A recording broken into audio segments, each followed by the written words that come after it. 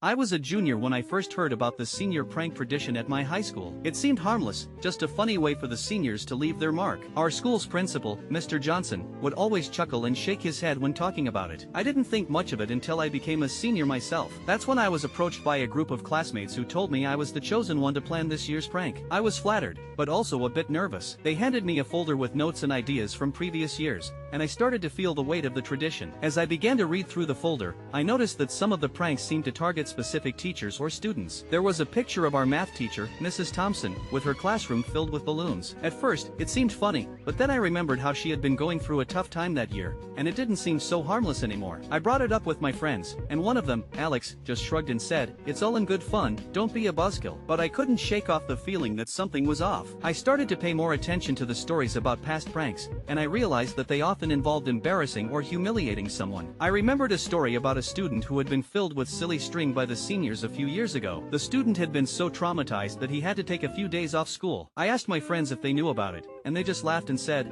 "Oh, that was just Jake being Jake." But it didn't sound like Jake was laughing. One day, while I was walking down the hallway, I saw a group of students making fun of our school's janitor, Mr. Rodriguez. They were mocking his accent and the way he pronounced certain words. It was then that I realized the senior prank tradition was just a symptom of a larger problem, a culture of bullying and disrespect that had been disguised as harmless fun. I knew I had to make a decision. I couldn't just go along with the prank and pretend that everything was okay. But I was also scared of what would happen if I spoke out. What if my friends turned against me? What if I was ostracized by the rest of the school? I decided to talk to Mr. Johnson, the principal, about my concerns. He listened to me, and for a moment, I thought I saw a glimmer of understanding in his eyes. But then he just patted me on the back and said, "I'm sure it's not that serious, just have fun and don't worry about it." I felt a surge of anger and frustration. Didn't he get it? Didn't he care? I realized that I was on my own, and I had to make a choice. I could either go along with the prank and be a part of the problem, or I could speak out and risk being the loner. The day of the prank arrived, and I stood in the hallway, watching as my friends set up their plan. I took a deep breath, and then I walked away. I didn't know what would happen next,